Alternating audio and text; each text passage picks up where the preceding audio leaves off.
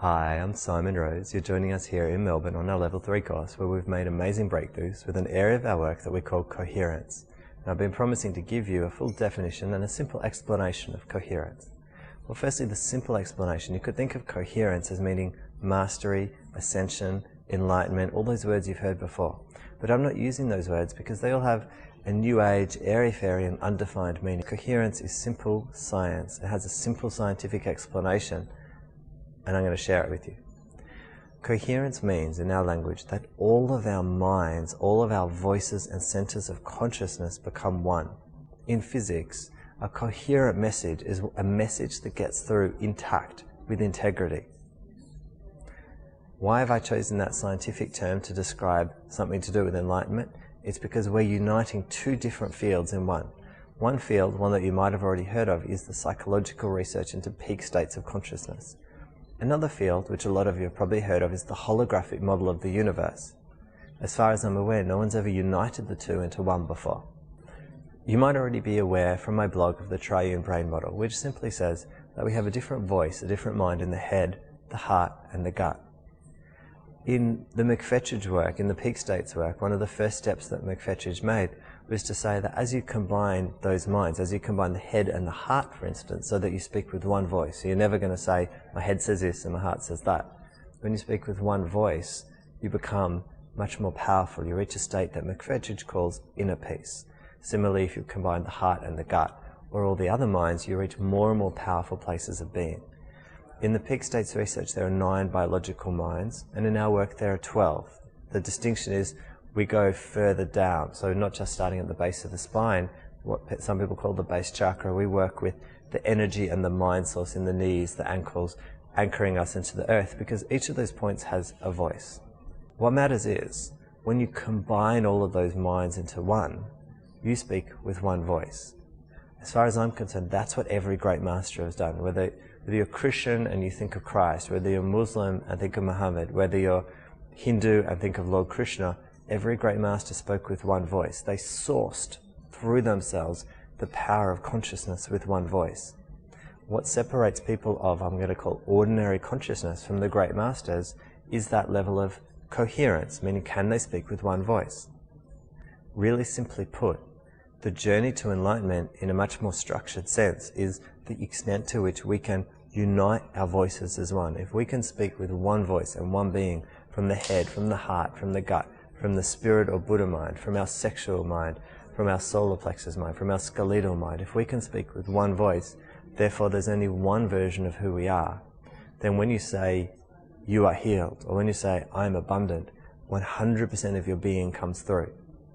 When a person of average consciousness, who therefore has, let's say, 12 voices, when they speak, only a tiny percentage of their being comes through. There's only a very small, tiny fraction of coherence. That's why the power isn't there. But when a master speaks with 100% coherence, all the energy in the universe is coming through them. That's what it means to be a pure channel. It's coherence. You might be wondering, where's that holographic universe stuff coming into it? I'm going to go through the science and I'm going to keep it as simple as possible. In the holographic model of the universe, the idea is simply that the physical universe around us is not real. It's just an illusion. It's a hologram. Like any hologram, you have 3 things. You have a projector, it's an image or a light source. You have a lens, which is projecting it, and you have the screen. The screen is where the image actually appears. So just imagine you have an image, let's just say a diamond, and the diamond's being projected through a lens onto a screen. If there's something wrong with the diamond, if there's something wrong at the source, of course the image won't look very good. But what if something's wrong with the projector in the middle?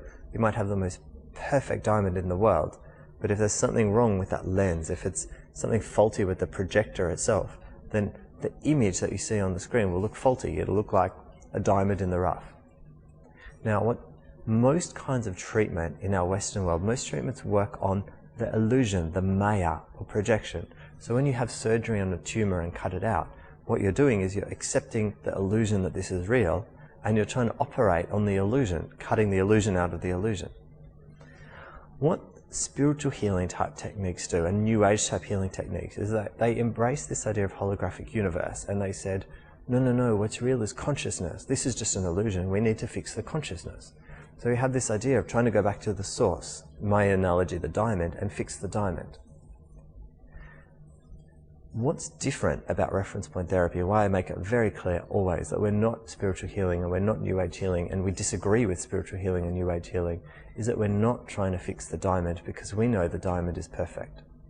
We know that when you try to fix somebody, when you try to fix their negative beliefs, when you try to fix their chakras, when you try to fix their energy, when you try to fix their connection to God, every time you do that, you're sending a message that that person is somehow broken. We know that no one's broken. When we look at someone, we don't see something that needs fixing. We see the most perfect diamond within. That's our most basic teaching metaphor, is the diamond. When I look at you, I see the most perfect diamond, and I see that something might be wrong in the projection of that diamond. It looks like a diamond in the rough, but the diamond in the rough doesn't need fixing. It just needs polishing. It needs to be projected more clearly. So instead of working on the projection like Western medicine, instead of working on the source image of consciousness like spiritual healing or New Age healing, we work on that thing in the middle, which is the lens. Now, I promised you I was going to unite holographic universe with peak states of consciousness. Well, it's actually very, very simple. There's not just one projection or lens in the middle, there's as many as 12. You see, each of those minds that McFetridge writes about is a lens through which we channel that source energy into our physical universe. So when something is going wrong in your life, it's not something wrong with the illusion, and it's not something wrong with the source, because honestly, the source is always perfect. Something's being wrong at the level of the projection.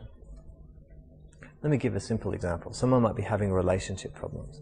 So I might ask that person, what do you think you should do? And when I say, what do you think? They'll say, my head says this. When I say, how do you feel about it? They'll say, my heart says this. Well, because the head and the heart have become incoherent, they're projecting two different images in the world. So even though there's a perfect diamond at the source, on the outside world they've got two images, not one, but two relationships, the head relationship and the heart relationship. It's no wonder they're going to have relationship problems. They're projecting two images into the world around them. Now, you're doing this, I'm doing this, everyone is doing this all the time. But the extent to which we have that incoherence problem is the extent to which we have physical disease, abundance problems, relationship problems in our life. And what type of problem we have really depends to a large extent on where the incoherence is. If it's a head-heart incoherence, it's more likely to cause, I would think, relationship type problems are a good example. If it's a heart versus body incoherence, it's much more likely to be physical problems because we're not embodying ourselves fully. If it's a problem between the spirit mind or Buddha mind and the head or the heart, those people have spiritual problems. They often hear voices. They think they're hearing the voice of God or the voice of angels. They're hearing the disassociated or disconnected voice of their own spirit mind. So you see, all the different problems we have, all the different symptoms in our world around us, just depend on which of these minds are becoming coherent or incoherent. So what we have now is the most simple and powerful way not only to heal ourselves, but to create change in other people. All we do is we acknowledge the trauma that has disassociated our minds. We bring those minds into one, and then we source our magnificence, our mastery, through that coherence, through that one voice. This is what all great ascended masters have always done. They've been sourceful, and there was only one of them. There was only one Jesus, one Buddha. They found their true source of all that is, and they voiced it through one coherent voice, through one channel. When you do that, when there's only one voice, that voice is all powerful. When a true master says, you are healed, there's no discussion. There's no doubt. There's no room for anything else, because the master has sourced it through them. So I invite you to join me on a 12-day journey mastering the miraculous. We're not merely going to clear every area of abuse, every area of trauma, every area of secondary gain from your life. We're not merely going to heal your physical body, your emotional body, your spiritual body. But day by day, we're going to bring those minds into pure coherence. I'm going to teach you day by day how to speak with one voice. With that little bit of practice, you can quickly become a pure and true master in every single area of your life. What does that mean? The word master no longer has that spiritual or new age overtone it had before. It has a simple holographic meaning. It means that we can take a pure image like the diamond and we can source that image and project that image through ourselves in the world around us. So if I choose today to project the image and source the image of being physically healthy, then I source and project that image not only into my physical body, which is perfectly healthy, but onto the bodies of all of my students and everyone around us.